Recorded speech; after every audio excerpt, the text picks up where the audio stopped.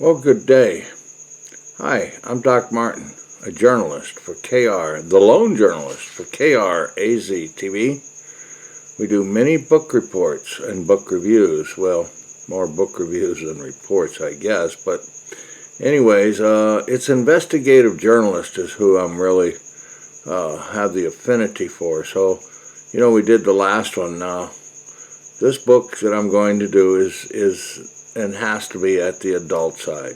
The last one we did, Murder by Decree, was from the International Tribunal for the Disappeared of Canada. Now, this book is called Kilo. That's right, it's by Toby Muse. How he did this, I don't know, but you don't reveal your sources when you go to Medellin, Colombia. It's called Kilo, Inside the Deadliest Cocaine Cartels from the Jungles to the Streets. What a horrendous story. I'm telling you, what a great, fascinating book, because 1 in a million get through to tell the story. I don't know how he did it, and he said he'd never reveal his source and stuff because he would be killed. That's just simple as it is. Oh, Toby Muse, there is a picture of him.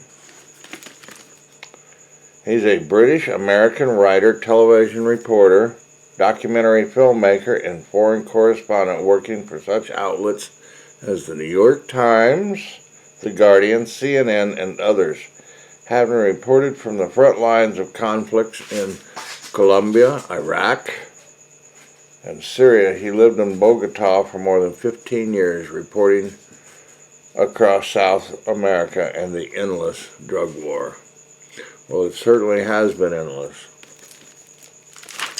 It is a book from William Morrow, an imprint of HarperCollins Publishers. A haunting journey into the street criminal underworld of cocaine. For the last 50 years, cocaine has infiltrated Colombian life, and with the promise of wealth, sex, and infamy, people are willing to do anything and risk everything for its riches. What begins as a simple plant in the jungles filters down to the villages of the countryside and the nightclubs of the cities. And wherever it goes, money, power, and destruction follow, with misery and murder lying behind the facade of the most glamorous drug. Each step in the journey of a kilo of cocaine reveals a different criminal underworld, and with its own rules and dangers, and these kilos will reach every corner of the planet. Few outsiders know this treacherous landscape more intimately than the veteran journalist Toby Muse, who has witnessed every aspect of this journey firsthand during his 15 years of reporting in Colombia. In Kilo, Muse goes inside Colombia's notorious drug cartels to offer a portrait of the drug trade unlike anything before, one that follows a kilo of cocaine from harvest to the smuggling ships and interrogates the human stories at every stage of the drug's complicated exodus from Colombia. Tailing farmers through the fields where they grow the coca bush and bloody small town marketplaces where they sell their product, Muse uncovers stories of violence, sex, and money that have lay bare the complex reality of cocaine. As both the scourge and savior for an impoverished countryside. As the kilo enters the urban jungle, Muse interviews sicarios, assassins, who kill to ensure the drug's safe passage, the gang leaders in Medellin who protect the kilo in the city, the women in love with the deadliest drug lords, and even the drug lords themselves, coming face to face with the chaotic heart of the billion-dollar cocaine trade. Traveling both sides of the drug war's front lines, Muse also embeds alongside the hard-working members of Colombia's law enforcement and the U.S. Coast Guard. He traces the path of those trying to stop the kilo from reaching its destination, witnessing bravery from soldiers and sailors from both countries as they fight a losing battle against the spread of the drug. In addition, he examines the geopolitical fallout of cocaine's power, looking at how the drug has helped create the bloodiest drug war in Mexican history and capitalized off of the neighboring Venezuela's rapidly collapsing economy. What a story. What emerges is a deeply reported, exhaustive account of a vast criminal enterprise as sprawling as it is ruthless, and the collateral damage wrought by one of the longest-running conflicts in America, featuring 16 pages of exclusive photos. Kilo represents a gripping, unforgettable portrait of the bloodshed and dark madness at the heart of the cocaine business. What a story. Something I know nothing about, but I do know about investigative journalists. And this guy has got to be one of the bravest in the world. It just goes on and on. Some of the pictures of the cocaine plants and people carrying them, the pickers, they just rip the leaves off. And their hands are bleeding all the time. But, you know, they make like $40 a day. And when they get paid, they blow half of it. And a lot of people come from Venezuela because their economy has collapsed, and so they go work over in the cocaine fields. Then they weigh it. Look at this horrendous country here. Now, Toby took these. He's got some other photos by Nicolo Filippo Rosso. But Toby is on a helicopter, but he's taken buses and been on the back of motorbikes. And they pay people, the anti-narcotic police, they go in and fumigate. What's really sad is that the largest is Monsanto. Well, not Monsanto, but Roundup. Roundup has been used to kill them all. And they use herbicides to kill. First they kill the other plants in the jungle, then they go and jerk the plants out. And you can see plumes of smoke where they're burning the forest to plant more cocaine bushes. So it's a vicious cycle. And then the government flies in and drops in, but now they get shot down and they have to move in secret because, you know, the cartel have their own armies. What they really talk about in this book is the cartel, not the cartels, but the I opened it right up. It's called the AGC. The largest cartel is called the Gulf Clan Cartel. There's the ELN, FARC, F-A-R-C, ELP, and AGC. Oh, they blow up pipelines, kidnapping. The National Liberation Army, or ELN, are Marxist rebels inspired by the Cuban Revolution. They're big on kidnapping and blowing up lines. Then we have the so-called dissidents of the FARC, guerrillas who broke away from the FARC, which made peace with the government. What's really strange is they finally, after years and years, 15 years of negotiating, made a great big deal of, well, we're going to help the farmers, and so they give them cacao, which makes chocolate and coffee. Colombia likes to be known for its coffee, and they have great coffee there. But anyways, wow, I've gone 9 minutes in this. I haven't even touched on it. But anyways, the government comes in and does signing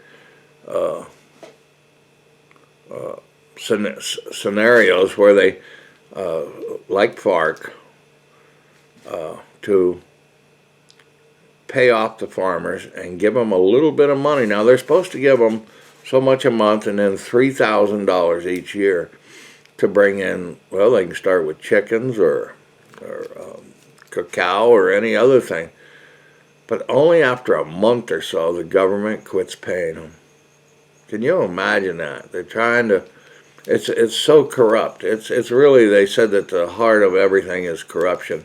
And that's what KREZ-TV doesn't like, because corruption's everywhere. It's in your city government, it's in the state, it's in the United States, it's in every country. So they go back to growing the cocaine. The seeds only come up within 3 months. Every 2.5 months they strip the bushes and they grow back. So the police and anti-narcotic squads go in. They have eradicators where they go and yank them up, but they got to hurry up and get a bunch done and take off, because once the militias and the cartels find out where they're at, they go over there and shoot the hell out of them and shoot helicopters down. But the treachery is when it gets to town.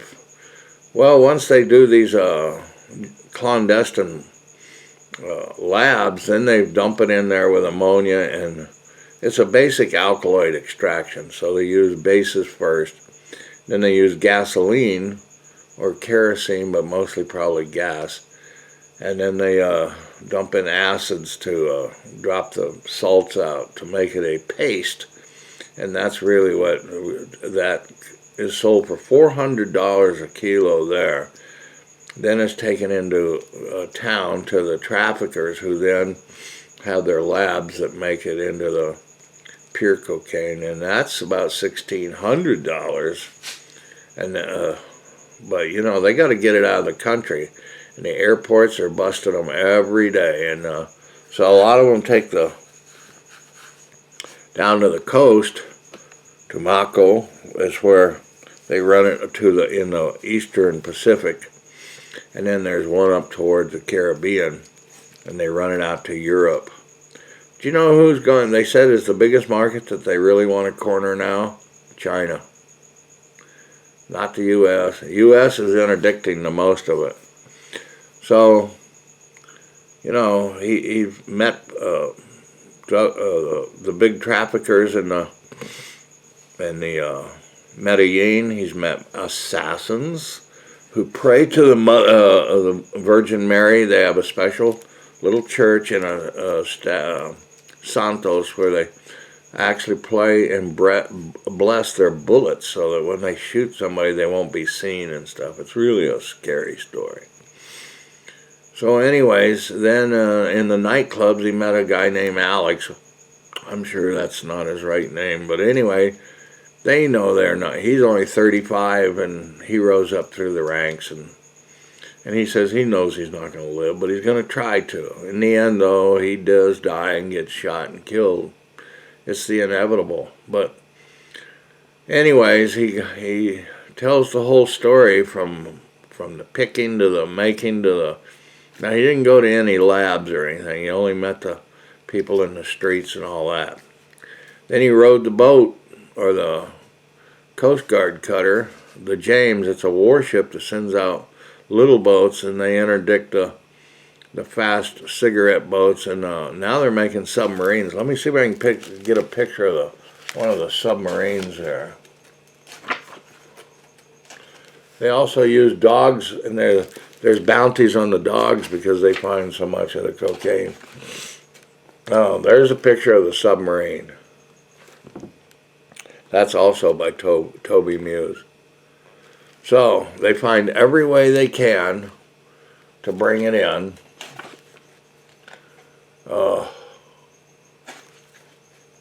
These are the guys on board ship. They just strap them down to the ship and they stay out a couple of months, and then they feed the prisoners the same food that the Coast Guard guys eat, or the people eat on their ships. But it's just an amazing, amazing story. And, well, you know what the people in Medellin said, and what everybody really advocates, is legalizing it. But a lot of the traffickers said, no, don't, because we won't make any more money. And they don't trust their government. And they said that 1% of all, 81% of the land in Colombia is owned by 1% of the upper echelons of society there. So it's a horrendous, horrendous story, but it's a true story. And believe it or not, we got this book at the Tucson-Pima County Public Library. So I guess you can get the story, because if you want to know the story, you have to read the book. There's very, very few exposés and people that will tell the story. But Toby Muse has risked his life, and someday I hope to meet him as an author and journalist also, because we do book festivals and you just never know who you're going to meet. So get the book and learn more, and keep your health, folks. Yeah. Thanks for watching. I'm Doc Martin for KRAZ TV, the Lone Journalist.